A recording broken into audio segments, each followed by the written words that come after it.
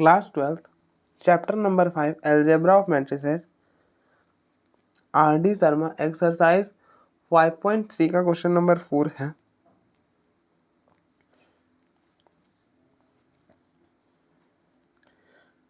आपको इसको सॉल्व करना, आपको बेसिकली यहाँ पे ए निकालना है। तो ए कैसे निकलेगा, आप इस पूरे को सॉल्व करो, ए निकल जाएगा। ठीक है,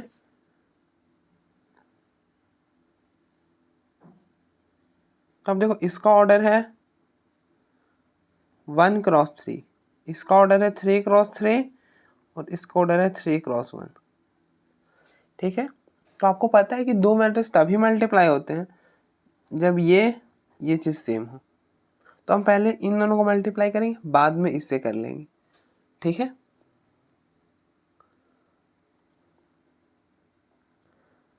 तो अब देखो ये दोनों चीज़ सेम है तो हम यहाँ पे मल्टीप्लाई कर सकते हैं, इन दोनों मैट्रिक्स को मल्टीप्लाई कर सकते हैं। आप करो, इसको एज इट इज लिखो। तो अब देखो इस मैट्रिक्स का रिजल्टेंट ऑर्डर क्या होगा। अब ऐसा समझो कि ये और ये कैंसिल कर रहे हो, तो इन दोनों को जो मल्टीप्लाई करके जो मैट्रिक्स बनेगा उसका ऑर्डर होगा 3 क्रॉस 1। ठीक है, अब मल्टीप्लाई करो इस रो को इस कॉलम के साथ, -1 इंटू 1 -1, 0 इंटू 0 0, -1 इंटू -1 1 हो जाएगा।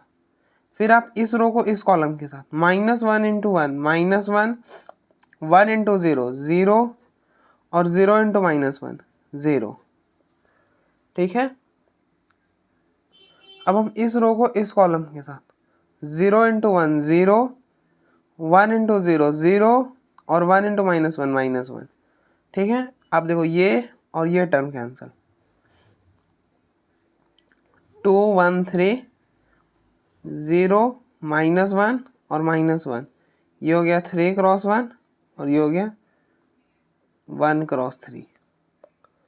ठीक है, तो अब देखो ये दोनों मैट्रिक्स मल्टीप्लाई हो सकते हैं ना। आप देखो ये और ये सेम है, फर्स्ट का नंबर ऑफ कॉलम सेकेंड के नंबर ऑफ रोज के इक्वल है, तो ऑब्वियस बात है मल्टीप्लाई हो सकता है। तो आप मल्टीप्लाई करो और रिजल्टेंट मैट्रिक्स का ऑर्डर क्या है, आप ऐसा समझो ये और ये कैंसिल करो, रिजल्टेंट मैट्रिक्स का ऑर्डर 1 क्रॉस 1।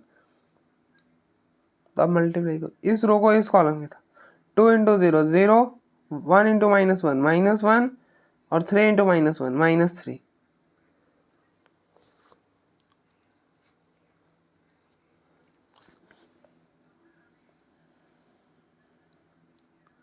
तो ये हो जाएगा -4 1 क्रॉस 1। ठीक है,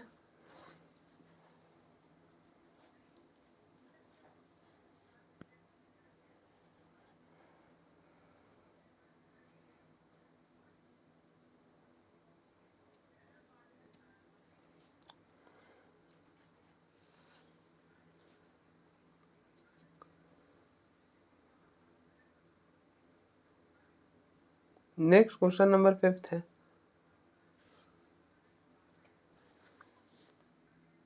आप कुछ ऐसा है, आपको ए निकालना है। तो आप ए कैसे निकालो, देखिए हमको बेसिकली यहाँ पे इन्वर्स यूज नहीं करना है। ठीक है, आप ऐसा समझ सकते हैं कि ये कोई एक्स मैट्रिक्स है इंटू ए इक्वल टू कोई वाई आ रहा है। ठीक है, तो आप यहाँ पे इनवर्स की मदद से आप ऐसा सॉल्व करके वाई इंटू एक्स इनवर्स ऐसे भी हम ए को फाइंड कर सकते हैं, आगे हम पढ़ेंगे। लेकिन अभी हम बिल्कुल भी ऐसा नहीं करेंगे क्योंकि हमको बोला इनवर्स से नहीं करना। तो इनवर्स से नहीं करना तो कैसे करेंगे, आप देखो ये मैट्रिक्स है, इसका ऑर्डर क्या है, इसका ऑर्डर है 1 2 3, 3 रोज और 2 कॉलम, तो इसका ऑर्डर हो गया 3 क्रॉस 2। ठीक है, इनटू ए, अब देखो ए कोई मैट्रिक्स है, हम थोड़ी देर के लिए सपोज कर लेते हैं कि इसका ऑर्डर जो है वो m क्रॉस n है। ठीक है, और इक्वल इन दोनों को मल्टीप्लाई करने के बाद जो मैट्रिक्स आ रहा है उसका ऑर्डर है 3 क्रॉस 3। ठीक है, क्लियर। अब देखो ए कोई मैट्रिक्स है जिसका ऑर्डर है 3 क्रॉस 2, उसको आप ए के साथ मल्टीप्लाई कर रहे हो m क्रॉस 1 n, तो इन दोनों को मल्टीप्लाई करने के बाद जो रिजल्टेंट मैट्रिक्स आ रहा है वो आ रहा है 3 क्रॉस 3 का। ठीक है, तो अब देखो ये दोनों मैट्रिक्स मल्टीप्लाई हो रहे होंगे तब तो मैट्रिक्स आ रहा है ना। आप ऐसा समझो कि अगर इन दोनों यहाँ पर ए है ना वो भी मैट्रिक्स ही है, ऐसा मत समझना कि ये कुछ और है। ए मैट्रिक्स ही है। तो आप देखो दो मैट्रिक्स को मल्टीप्लाई कर रहे हैं और एक मैट्रिक्स आ रहा है, तो मतलब कि इन दोनों के मैट्रिक्स का प्रोडक्ट जो है वो एग्जिस्ट कर रहा होगा। ऐसा थोड़ी हो रहा होगा कि इन दोनों का प्रोडक्ट मतलब इन दोनों का प्रोडक्ट एग्जिस्ट नहीं कर रहा होगा। अगर एग्जिस्ट नहीं कर रहा होता तो मैट्रिक्स कैसे आ गया, मतलब मैट्रिक्स आ रहा है मतलब इन दोनों का प्रोडक्ट, मतलब यह है कि इन दोनों का प्रोडक्ट एग्जिस्ट कर रहा है। तो एग्जिस्ट कर रहा है, तो अगर एग्जिस्ट करता है तो एग्जिस्ट करने के लिए क्या होना चाहिए कि फर्स्ट का नंबर ऑफ रो, ठीक। तो अब देखो दो मैट्रिक्स का मल्टीप्लिकेशन एग्जिस्ट करता है कब, जब number of column first matrix के का number of rose second matrix के इक्वल हो जाए। मतलब ये दोनों से इक्वल हो जाए, मैंने सर्कल करा ये दोनों इक्वल हो जाए तो मैट्रिक्स का मतलब उन दोनों का प्रोडक्ट एग्जिस्ट करता है।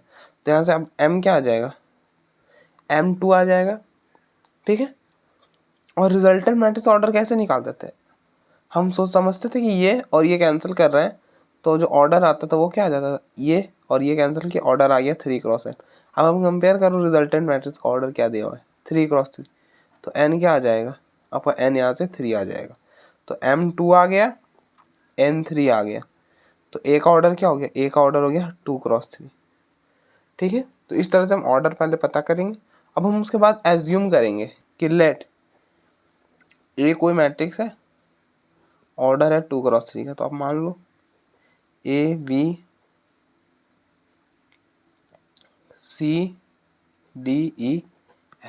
ठीक है। ये आप सपोज करें। अब आप इस a की वैल्यू यहाँ पे रिप्लेस करो, 2 1 -3 -1 0 4 ABCDEF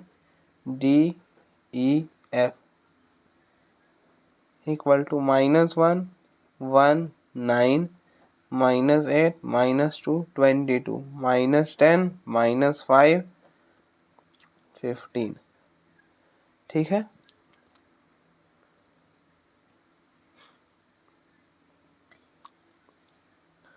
अब देखो ये दोनों मल्टीप्लाई होंगे, ये तो डेफिनेटली सी बात है क्योंकि इसका ऑर्डर है 2x3, सॉरी इसका ऑर्डर है 3x2 और इसका ऑर्डर है 2x3, तो दोनों मैट्रिक्स मल्टीप्लाई होंगे और रिजल्टेंट का ऑर्डर क्या बनेगा 3x3। आप इसको एज इट इज लिख दो, -1 9 -8 -2 22 -10 -5 15, ठीक है। अब आप मल्टीप्लाई करो रो को कॉलम के साथ।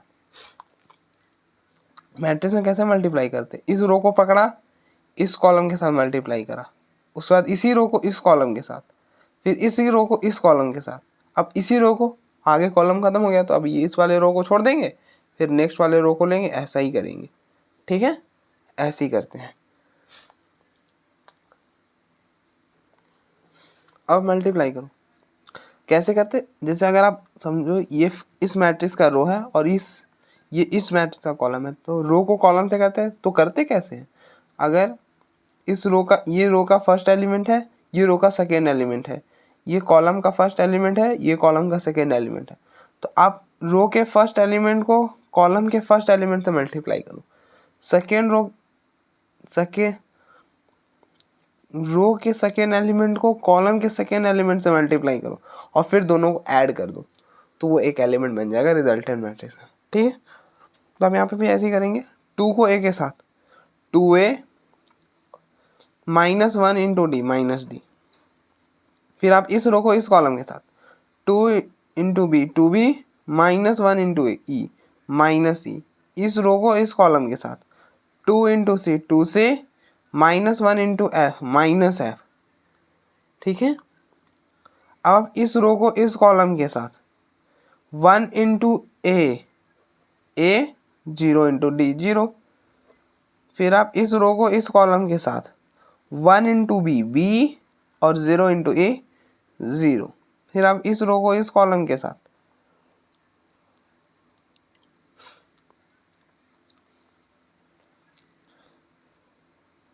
1 इंटू सी और 0 इंटू एफ 0। ठीक है, इसी तरह से आप इस रो को इस कॉलम के साथ करो, इस वाले रो को इस कॉलम के साथ। -3 इंटू ए -3a और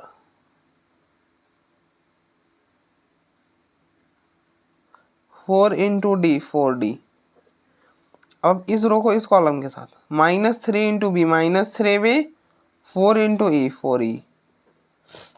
इस रो को इस कॉलम के साथ -3 इंटू सी -3c और 4 इंटू एफ 4f। ठीक है,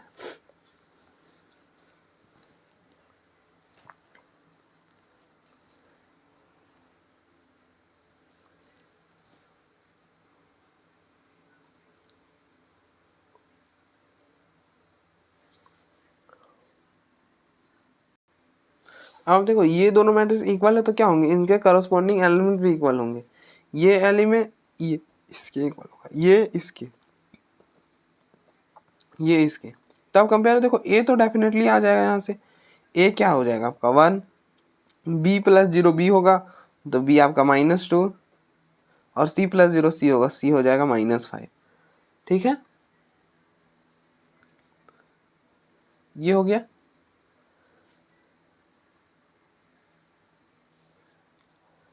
अब इक्वेट करो, देखो 2a minus D equal to -1, 2b minus A equal to -8, 2c minus F equal to -10।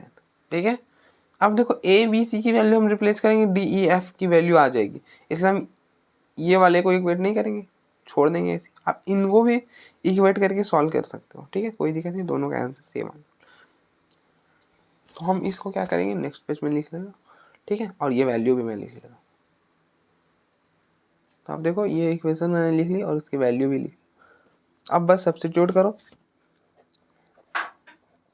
Putting a equal to 1 in equation first, क्या हो जाएगा 2 into 1 minus D equal to -1, 2 minus D equal to -1।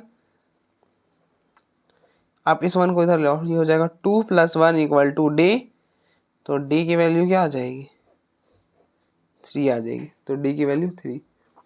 इसी तरह से देखो A B सी की तो value हमने निकाल ली है। अब क्या करो, बी को इस इक्वेशन में रखो, putting b equal to -2 in equation 2, क्या हो जाएगा 2 into -2 minus A equal to -8, ये हो जाएगा -4 minus A equal to -8। Minus a इसको आप उधर भेजो, ये हो जाएगा 4 minus 8 equal to minus A equal to -4। इस माइनस से ये minus cancel, e equal to 4 हो जाएगा।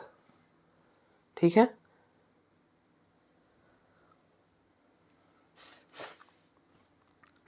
अब हम क्या करो, putting C equal to -5 in equation third. आप इक्वेशन थर्ड में -5 रखो, 2 into -5 minus F equal to -10, ये हो जाएगा -10 माइनस एफ इक्वल टू -10। -10 से -10 cancel, minus F equal to 0, यहाँ से एफ क्या आ जाएगा 0 आ जाएगा।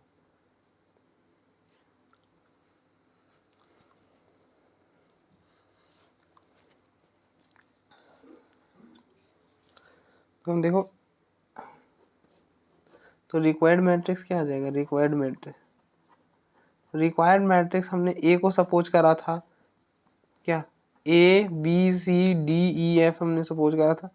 आप वैल्यू सब्स्टिट्यूट करो, देखो ए की वैल्यू है 1, बी की वैल्यू -2, सी की वैल्यू -5, डी की वैल्यू 3, ई की वैल्यू 4 और एफ की वैल्यू 0। तो आप देखो ए आ गया आपका।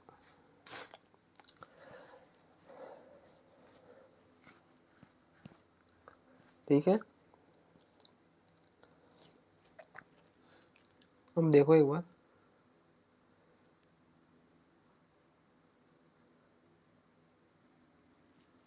नेक्स्ट क्वेश्चन नंबर 6 है, a into this equal to ये। ठीक है।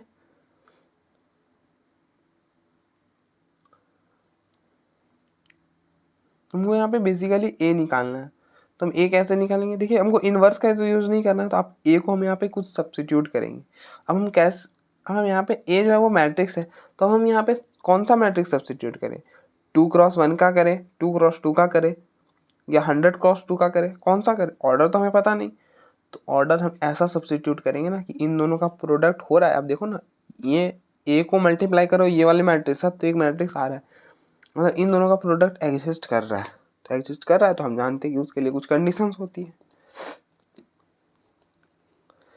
तो देखो ए कोई मैट्रिक्स है, हाँ थोड़ी देर के लिए इसका ऑर्डर बोल देते हैं कि m क्रॉस n है, ठीक है, इनटू कोई मैट्रिक्स है जिसका ऑर्डर है, आप देखो 2 रोज है और 3 कॉलम है, तो जिसका ऑर्डर है 2x3, और फिर रिजल्टेंट मैट्रिक्स का ऑर्डर है 3x3, ठीक है। अब देखो इन दोनों का प्रोडक्ट तो एग्जिस्ट कर रहा है। क्यों एग्जिस्ट कर रहा है जी? क्योंकि आप देखो इन दोनों को मल्टीप्लाई कर रहे हो, एक मैट्रिक्स आ रहा है। अगर इन दोनों का प्रोडक्ट एग्जिस्ट नहीं करता तो आप इन दोनों का प्रोडक्ट करने पे कोई मैट्रिक्स नहीं आता। हम क्या लिखते हैं, जैसे अगर इन दोनों का प्रोडक्ट एग्जिस्ट नहीं करता, वहाँ लिखते हैं डज नॉट एग्जिस्ट। ऐसा नहीं करते कि मैट्रिक्स लिख देते, मैट्रिक्स आ जाता है, नहीं आता है मैट्रिक्स। तो मैट्रिक्स तभी आता है जब इन दोनों का प्रोडक्ट एग्जिस्ट कर रहा है, तो कर रहा है। अच्छा कर रहा है तो करने के लिए क्या कंडीशन होता है कि number of rows of column of first matrix is equal to number of rows of second matrix. मतलब ये इसके इक्वल हो, मतलब अगर ये दोनों इक्वल है तो ही इन दोनों का प्रोडक्ट एग्जिस्ट करता है, ठीक है, जो मैंने सर्कल करा। तो ये दोनों इक्वल तो होंगे ही, क्योंकि इन दोनों का प्रोडक्ट एग्जिस्ट कर रहा है, मतलब आपका n जो होगा वो 2 हो जाएगा। और रिजल्टेंट मैट्रिक्स ऑर्डर हम कैसे निकालते हैं? हम समझते हैं कि ये और ये चीज कैंसिल करें और रिजल्टेंट का ऑर्डर हो जाएगा m×3, ठीक है। लेकिन रिजल्टेंट का ऑर्डर है क्या? रिजल्टेंट का ऑर्डर है 3×3। आप कंपेयर करो, m का आपको क्या नजर आ रहा है? m3 है।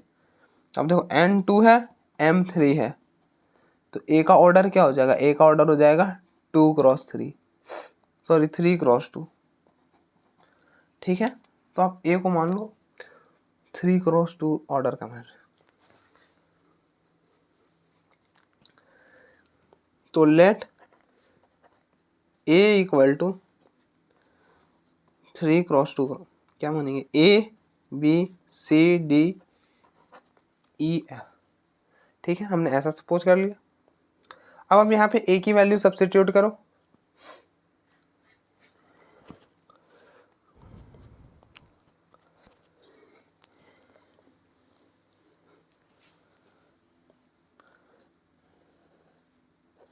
a b c d e into ये वाला मैन 1 2 2 5 3 6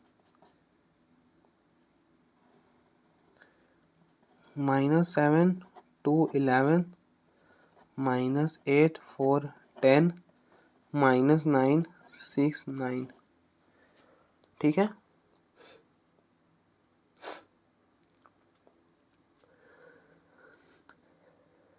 अब देखो इसका ऑर्डर क्या है?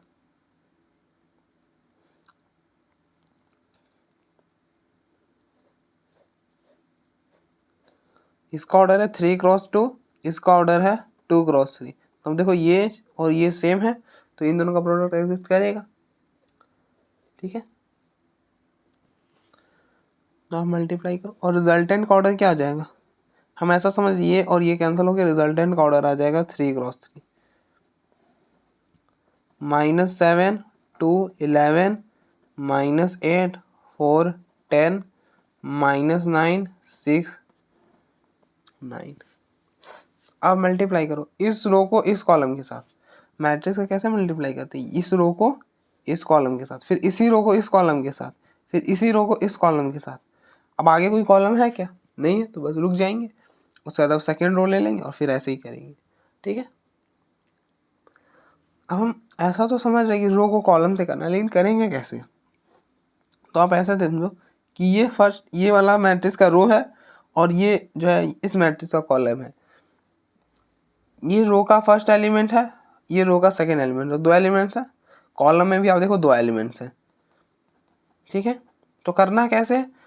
रो के फर्स्ट एलिमेंट को कॉलम के फर्स्ट एलिमेंट से मल्टीप्लाई करो, रो के सेकेंड एलिमेंट को कॉलम के सेकेंड एलिमेंट से मल्टीप्लाई करो और फिर दोनों को ऐड कर दो, तो वो यहाँ पर एक एलिमेंट बन जाएगा।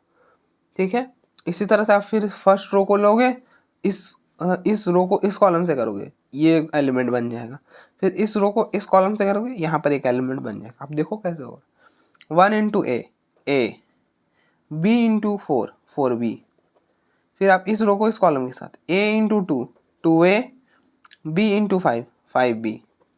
फिर आप इस रो को इस कॉलम के साथ a into 3 a, b into 6, ये हो जाएगा 6b।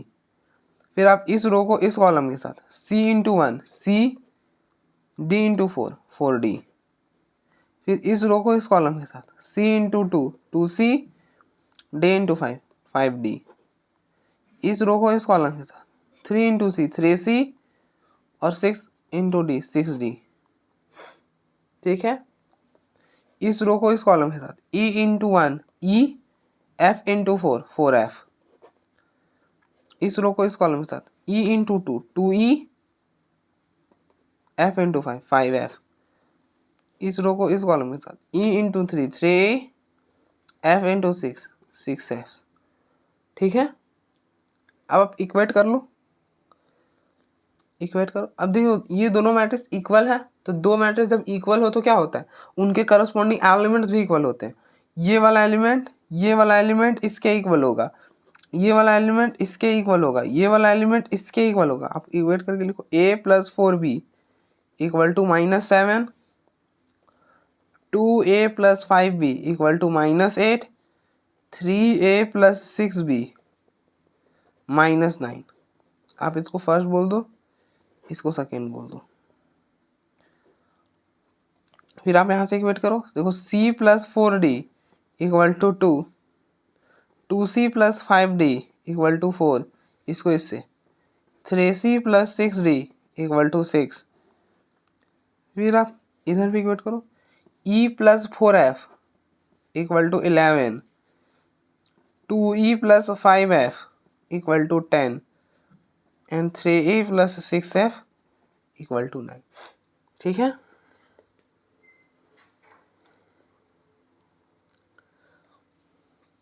यहाँ तक कर लिया। अब आप क्या करो, इन तीन में से आप दो को सॉल्व करो, इन तीन में से भी दो सॉल्व करो, इन तीन से भी दो सॉल्व करो। आपका A B C D E F की वैल्यू आ जाएगी, यहाँ से ए बी की, यहाँ से सी डी की और यहाँ से ई एफ की। ठीक है, तो हम बेसिकली इस दोनों को सॉल्व कर रहे हैं। तो हम यहाँ पे एलिमिनेशन मेथड लगाएंगे। हम क्या करेंगे, इस फर्स्ट में 2 से मल्टीप्लाई करेंगे और फिर सब्ट्रैक्ट करेंगे, तो ए और ए वाला कैंसिल हो जाएगा, बी आ जाएगा। ठीक है, तो मैं लिखो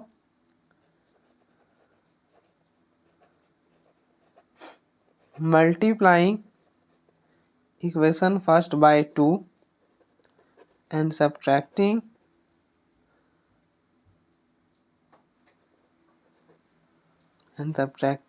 इक्वेशन फर्स्ट एंड सेकेंड।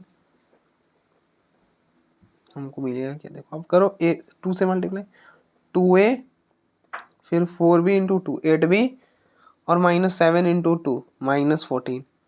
फिर आप इसको एज इट इज लिखो 2a plus 5b equal to -8 minus ये प्लस हो जाएगा, 8b माइनस 5b ये हो जाएगा 3b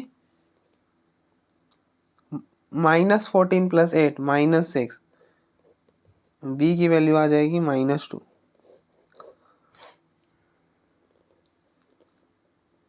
ठीक है,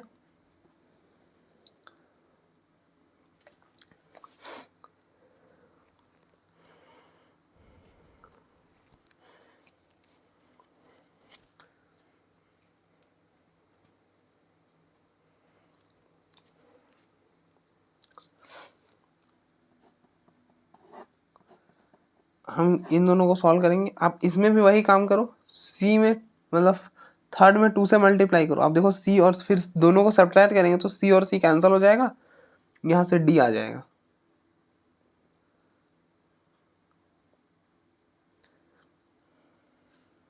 अच्छा, हम ए बाद में निकालते हैं, पहले यहाँ multiplying equation 3rd by 3 and subtracting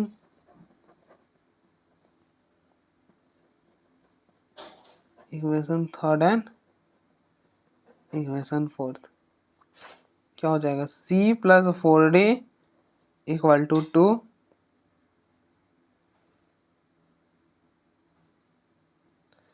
2c, अब इसको 2 से करो, 2c, 4 इंटू 2 8d और 2 into 2 4, 2c plus 5d equal to 4।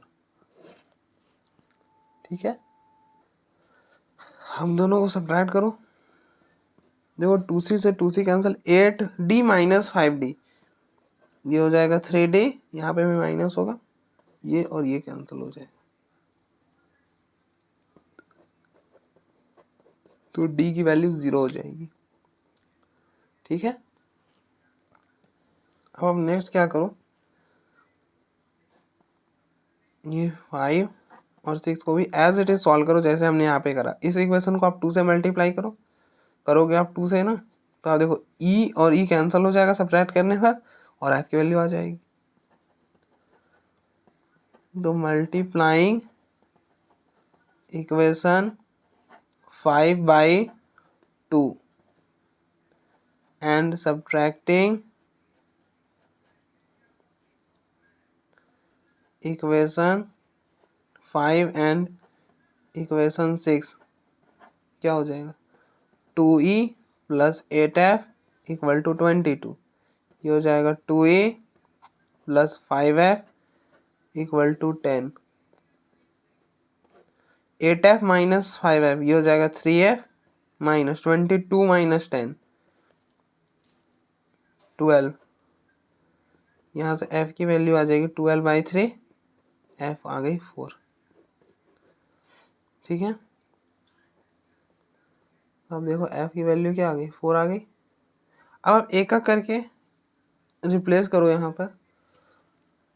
पे करता हूँ पुटिंग। आप देखना ऐसे सॉल्व करते करते ऐसे आ रहा है ना, इसको आप यहाँ पे लिख लेना। ठीक है, यहीं पे करता हूँ मैं, putting b equal to -2 in first, a plus 4 into -2 equal to -7, a minus 8 equal to -7, a हो जाएगा 8 माइनस 7, इस बार आया पॉजिटिव हो गया, a आपका 1 आ गया। ठीक है, आई होप आपको ये वाला क्लियर हो गया होगा। नीचे मैं यहाँ पे ही कर देता हूँ ना, छोटा सा है, हो जाएगा। Putting D equal to 0 in third, आप थर्ड में 0 रखो, c equal to c plus 4 into 0 equal to 2, c equal to 2। ठीक है,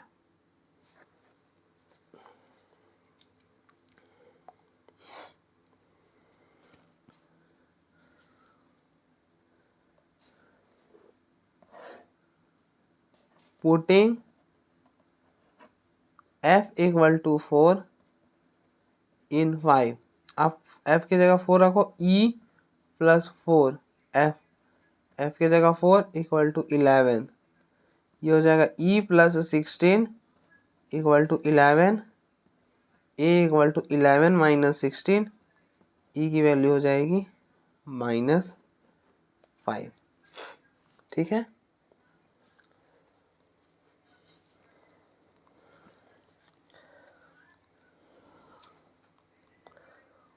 अब देखो एक बार,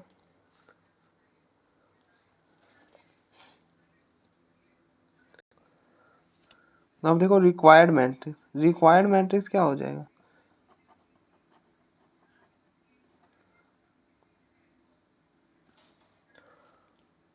जो आपने ए सपोज करा था,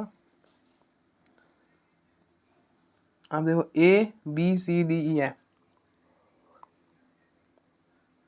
कहाँ गया ए? ए की वैल्यू 1, आप रिप्लेस कर दो बस, a1 b-2 c0 c2 d0 e-5 f4, तो ये आपका रिक्वायर्ड मैट्रिक्स। ठीक है, आप एक बार देख लो।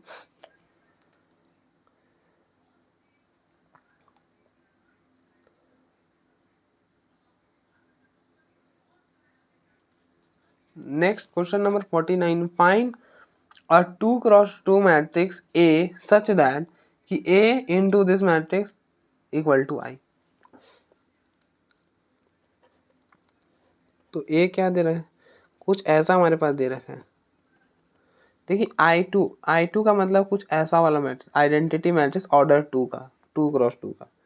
अब यहाँ पे 2x2 का मैट्रिक्स लिख दूँ, ठीक है। अब देखो यहाँ पे बोला है कि A जो है ना वो 2x2 है, तो इस बार हमें चेक करने की ज़रूरत नहीं है। इस बार बोल दिया है कि A जो है आपको 2x2 ही है, तो आप बस 2x2 मैट्रिक्स सपोज कर लो, let A equal to ABCD। इसका ऑर्डर क्या है, 2x2। आप रिप्लेस कर दो यहाँ पर ACBD इंटू 1 1 -2 4। आप मल्टीप्लाई करो, देखो 6 इंटू 1 6, 6 इंटू 0 0, 6 इंटू 0 0 और 6 इंटू 1 6, ठीक है। अब देखो इसका ऑर्डर है 2x2, इसका ऑर्डर है 2x2, ये और ये सेम है, ये दोनों सेम है, तो मैट्रिक्स तो मल्टीप्लाई हो सकते हैं।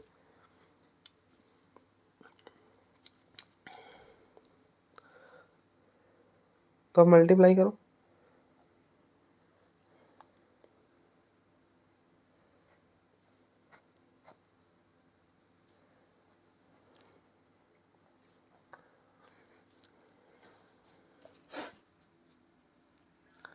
अब देखो ऐसा दोनों सेम है ना, ठीक है।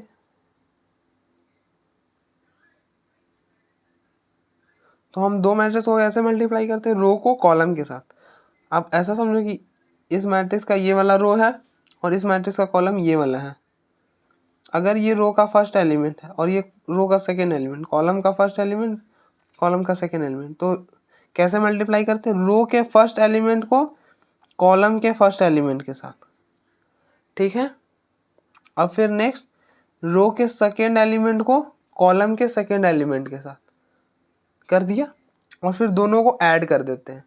कैसे करते हैं, फिर से सुनो, रो के फर्स्ट एलिमेंट को कॉलम के फर्स्ट एलिमेंट के साथ, रो के सेकेंड एलिमेंट को कॉलम के सेकेंड एलिमेंट, और फिर दोनों को ऐड कर देते हैं, ठीक है। अब देखो क्लियर हो जाएगा आपको।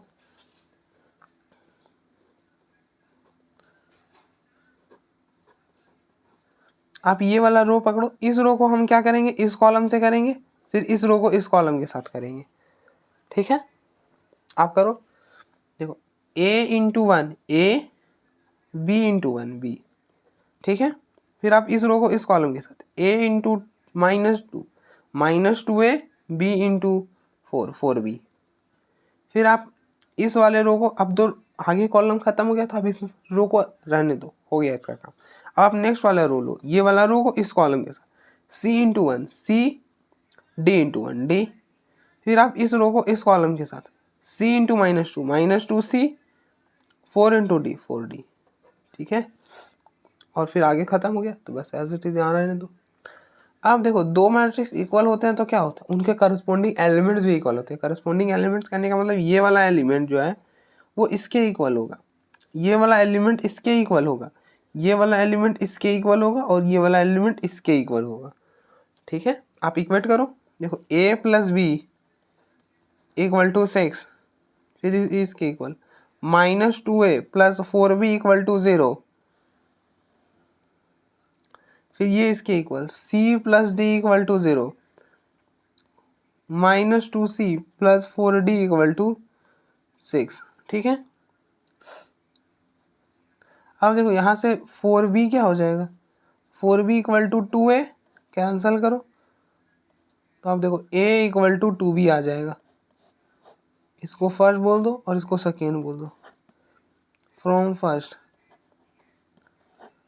क्या हो जाएगा, आप A की जगह 2B रखो, 2B plus B equal to 6, ये हो जाएगा 3B इक्वल टू 6, कैंसिल करो 3 के टेबल से, B इक्वल टू 2 आ जाएगा, B इक्वल टू 2 आ जाएगा, तो आप यहाँ पे रख दो 2 इंटू 2, तो A क्या आ जाएगा 4 आ जाएगा, ठीक है। अब आप इसी तरह से इन दोनों को सॉल्व करो, देखो यहाँ से आपका C क्या आएगा, C equal to -D, -D यहाँ पे रिप्लेस करो, -D plus 4D equal to 6, ये हो जाएगा 2D plus 4D equal to 6, तो 6d इक्वल टू 6, कैंसिल करो, d की वैल्यू 1, तो यहाँ से क्या हो जाएगा, c इक्वल टू -1।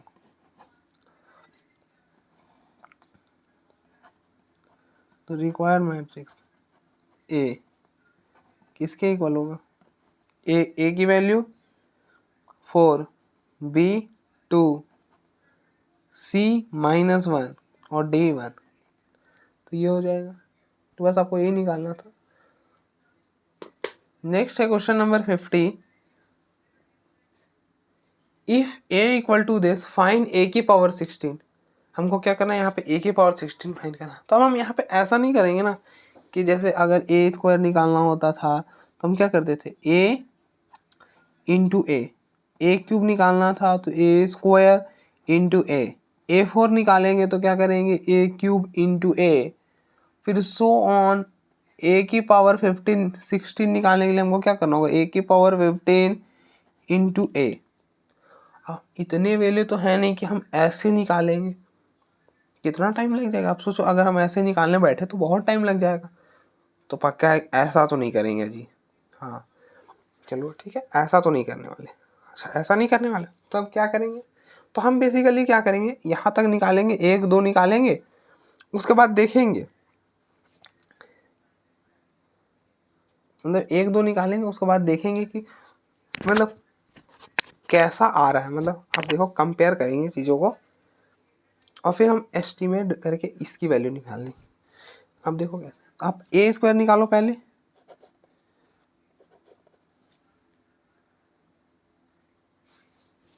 ये A स्क्वायर निकालो। तो A स्क्वायर कैसे निकालते हैं, A इंटू A करो, 0 4 0 0 0 0 4 0, ठीक है। आप मल्टीप्लाई करो, कैसे करते हैं, रो को कॉलम के साथ, 0 इंटू 0 0 0 इंटू 4 0, तो यहाँ पर 0 आ जाएगा। इस रो को इस कॉलम के साथ, 0 इंटू 0 0 0 इंटू 0 0 आ जाएगा। फिर आप इस रो को इस कॉलम के साथ करो। देखिए करते कैसे हैं, मैं फिर से आपको बता देता हूँ। अगर ये रो का फर्स्ट एलिमेंट है, ये रो का सेकेंड एलिमेंट है, ये कॉलम का फर्स्ट एलिमेंट है, ये कॉलम का सेकेंड एलिमेंट, रो के फर्स्ट एलिमेंट को कॉलम के फर्स्ट एलिमेंट के साथ मल्टीप्लाई करो, रो के सेकेंड एलिमेंट को कॉलम के सेकेंड एलिमेंट के साथ मल्टीप्लाई करो और फिर दोनों को ऐड कर दो। ऐसे ही करते हैं, ठीक है। अब करो इस रो को इस कॉलम से, 4 इंटू 0 0 है वह, और फिर 0 इंटू 4 0, फिर आप इसको इससे करो, 4 इंटू 0 0 और 0 इंटू 4 0 0 हो जाएगा। तो आप देखो A स्क्वायर 0 आ गया। अच्छा A स्क्वायर 0 आ गया जी। आपको पता है 0 इंटू समथिंग 0 होता है, 0 इंटू A क्यूब 0 ही हो जाएगा। मतलब अगर हम A क्यूब निकाले तो क्या हो जाएगा, हम इसको लिखेंगे ना, A स्क्वायर इंटू A की वैल्यू तो 0 है, तो 0 इंटू A क्या होता है, 0 होता है। हमने प्रॉपर्टी पढ़ी कि 0 इंटू A 0 होता है। इसी तरह से सो ऑन, अगर हमको A की पावर 16 निकालना है तो हम ऐसा नहीं लिख सकते हैं A का पावर 15 इंटू A। हम देखो ना 16 को हम ऐसा ब्रेक कर सकते हैं ना, A की पावर 15 प्लस 1, ये हो जाएगा A की पावर 15 इंटू A, ये हो जाएगा A की पावर 15 इंटू A। अच्छा A की पावर 15 को हम क्या लिख सकते हैं, A की पावर 3 और पावर 5, मतलब 3 इंटू 5 15 आ जाएगा। तो हम लिख दो A क्यूब की पावर 5 और A क्यूब की वैल्यू क्या है, 0 है, 0 की पावर 5 इंटू A, 0 की पावर कुछ भी करो, 0 का और 0 इंटू A 0 हो जाएगा, ठीक है। मतलब एक भी 0 आ गया तो अब तो आगे कुछ भी आप निकालो 0 ही आएगा। मतलब A की पावर 16 क्या आना था, 0 आना था, ठीक है। आप देख लो।